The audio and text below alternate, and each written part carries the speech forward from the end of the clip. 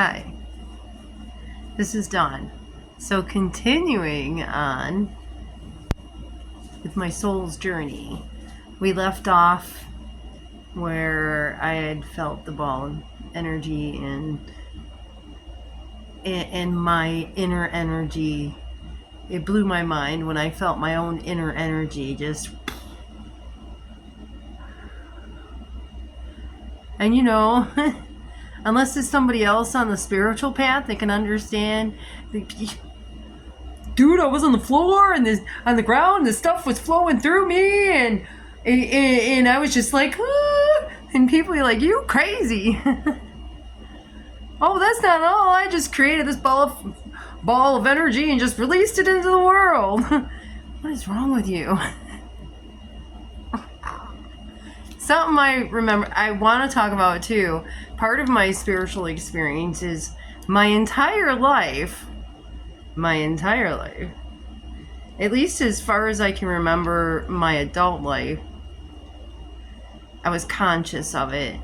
People just would walk up to me and just say, anything that was on their, laying heavy on them or something.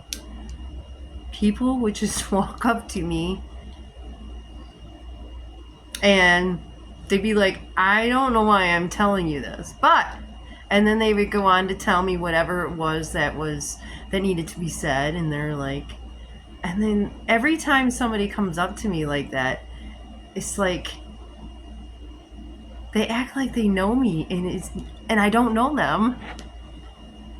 It's like I'm their best friend when they come walking up and unload whatever it is that they need to release. Because apparently my energy says, come one, come all, release all. That's not counting the countless kids that come up and give me hugs, okay? I love the little ones. They're so adorable. But yeah, just like randomly kids just come up and give you hugs and give you those little kitty smiles. I'm like, I could only think of what Santa Claus, if, Santa Claus was around or was real. That's how he would have attracted kids, just by his energy. Just, ooh, ooh.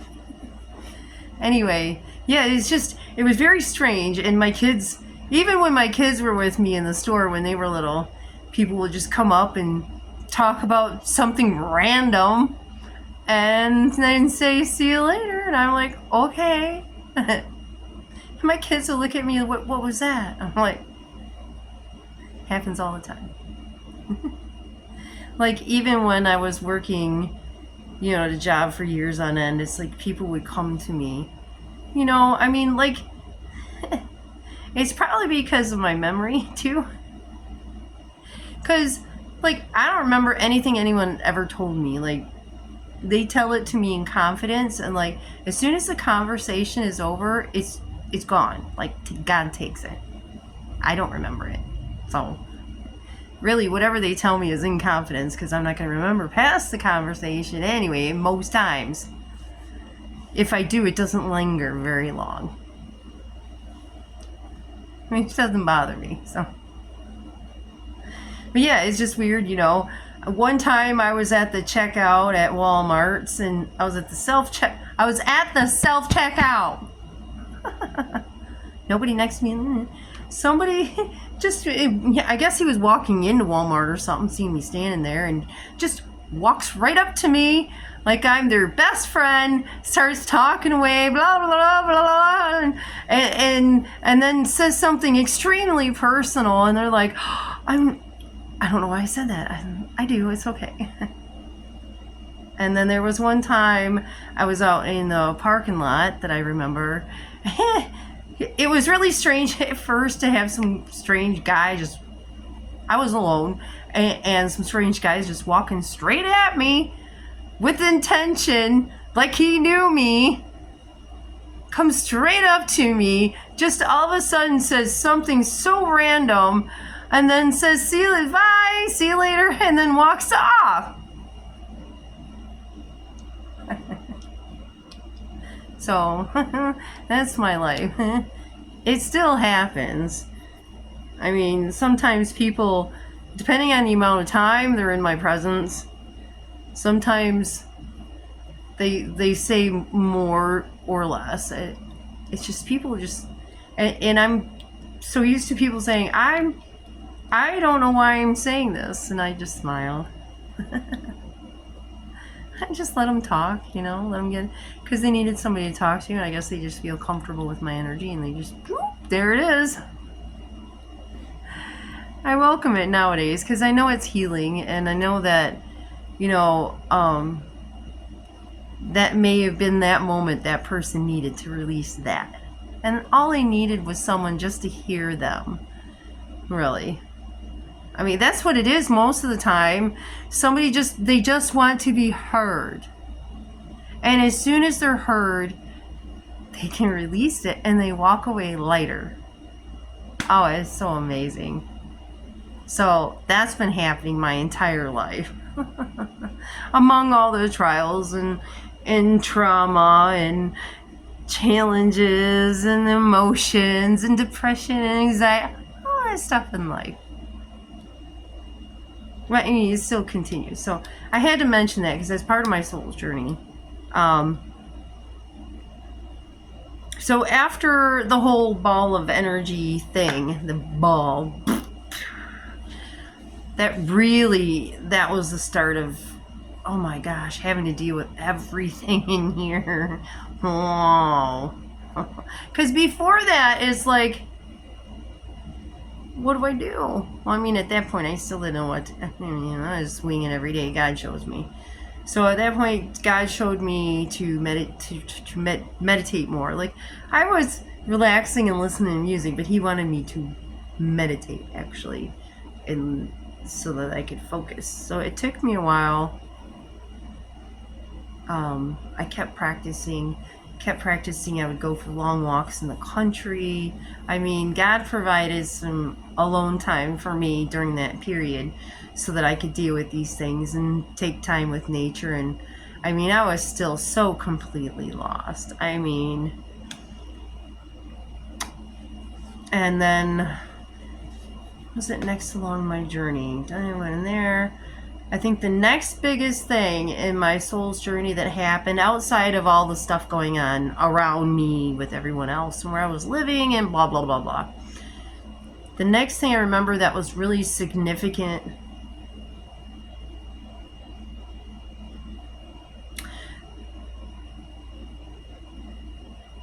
I remember sitting there thinking, how do I be mindful? How am I going to be mindful all the time? So I just started little by little trying to be mindful of my thoughts and my actions and my words. And I was like, I don't really like some of my thoughts. These are not comfortable. They're not happy thoughts, and I don't like them. I'm uncomfortable, and it triggers me. So one time when I got upset, I'm like, there is no reason for me to feel this way. And then all these nasty little thoughts were in my brain, and I was getting upset, and the emotions were, right? So what I did is I separated myself from the situation until I calmed. I think it took me 2 or 3 hours the first time, just because my emotions are so intense, to calm it and then step back and breathe and then realize my mind was lying to me about a lot of things. Had my mouth opened at that time when I stopped it from opening, it could have caused me a lot more pain. Now, that was just the start. Now, at that point, that was like, I did it. It was freaking hard. It's like, I'm going to do this whether my emotions want me to or not. I'm walking out that door with a smile on my face, and I'm going to deal with my stuff.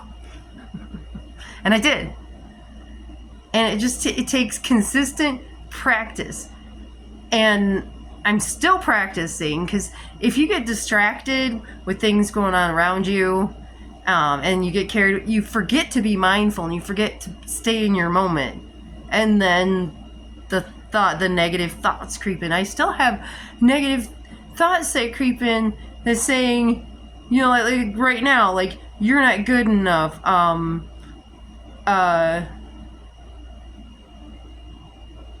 don't know. Just telling you that, like, bad things are gonna happen because bad things happen in your past. So, you know, and that people are gonna do this, and people are gonna do that because that's what they did to you in the past. Because that's what the mind. Not the soul. The soul is like, well, the brain's like, they're gonna do this to you. Why are they gonna do that to you? You're gonna lose that. So it's like, oh. I think as long as we're in these bodies, we have to learn how to work with these minds. So we can quiet the mind and learn to listen to the soul. And meditation was definitely a huge thing to do that. If you don't sit in quiet space with yourself, how do you know yourself? And how do you listen to God? If you don't ever take time to sit and listen for an answer from God, how do you ever hear an answer if you're not even paying attention? How do you know how to pay attention? Mindfulness. Something my parents didn't teach me. I didn't learn until my trauma counselor. And then it's like, okay, it clicks in that you need to be mindful, but then, all right, step by step, you have to keep going at it. You got to forgive yourself when you're not mindful. Just keep forgiving yourself. Just keep, and then you work harder the next time to be mindful. But understand that sometimes that happens, and you just, you know, as soon as it happens, you just go to the person and say, hey, you know, I apologize for my actions. Sometimes we say stupid things, all right? Yeah. Sometimes you react instead of stepping back. Sometimes you forget. But we're human, you know. But taking responsibility, number one. What was I?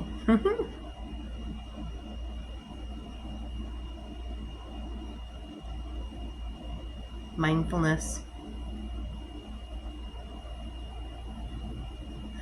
But, let me think. Mindfulness. The brain just went, yeah, it takes a lot of work to be mindful every single day. And I think I put it in one of my other videos that to really start training yourself to be mindful, because it's a lot, right? You're like, oh my God, I gotta worry about my emotions, my actions, my thoughts, everything. What? No. Oh, how do I do that when I have over 60,000 thoughts a day? How do I be mindful of all of them? Whoa. Really, I think I use my feelings to be more mindful too. If I feel my feelings get rising up, I'm like, ooh, what's going on here? Oh, you know. And we're not perfect sometimes. We don't catch it, and then we're like, ah. And then you're like, I'm sorry I said that. Oh my God. But that's what makes you human. Oh my gosh, the spiritual experiences in the last 5 years alone. So that was a powerful experience. That started my mindfulness. Really, it kick-started it. Because, I mean, the idea was in the head for the whole year before that. Like, okay, now how do I be mindful? I didn't know how to be mindful. And then as soon as I, did that, I cracked the code of mindfulness. It's like, okay, you really have to go in there and stop yourself completely and back off when you have those strong emotions and go deal with yourself. And once you realize the mind is lying to you and your emotions are lying to you, then you want to listen to this. This. Because your emotions and your mind have all been programmed through everything you've been going through and experienced and listened to and saw and everything in life. So, but your soul doesn't get programmed. We learn from the experiences, but you can't program the soul. The soul is always free. Soul's sovereign. So join your soul in being sovereign and letting go of all the fussy thoughts. Fusty. I like that word. Fusty. It's on one of my card decks. Fusty. Really, they are fusty because they like to come in and go when you're like cruising through and like negative thought pops up. You're like, shut up, go away, go sit in a corner somewhere. You can say, I do not accept that as my reality. This is my reality, not the negative thoughts, all right? That may have been the past, but it doesn't mean it's going to repeat because I have made different choices. And I am a different person. And I have forgiven myself. And forgiven the people who have done me harm before. Because, you know, like Jesus said, forgive them for they know not what they do, which is true. And it's true about yourself, too. You know, you got to forgive yourself. Because if you weren't aware of what you were doing and didn't know what you were doing, forgive yourself. Forgive yourself anyway. I mean, as long as you're moving forward, you're making the effort, and you're being kind, caring, and compassionate, and honest, your life will change. It's never too late. You can start any day. Okay, so what time? Oh, we're about that time. So I'll stop right here. I love sharing these experiences, so I hope this helps someone out there. You know, when you go through life and people like you it's like, how do I share these experiences where people won't think I'm completely insane? It's all energy, dudes. We're energy. Dudes and dudettes and everyone out there. Love each other. Hear me? Quit separating and judging each other. Come on, let's work together. All right. Namaste. Have a great day. Where are you at on your soul's journey? All right. This is video number 3. I will keep making them as long as I have stuff to say about my spiritual journey. And really, there's quite a bit. I'm just trying to get through like the main parts. All right. Okay, I had my one life and then my spiritual life at the same time. So it's like 2 lives coinciding, but I couldn't share this one with the other one because people would think I'm crazy. I mean, especially when no one else around you is having those experiences like, what's going on with you? We need to call someone because she's lost her mind.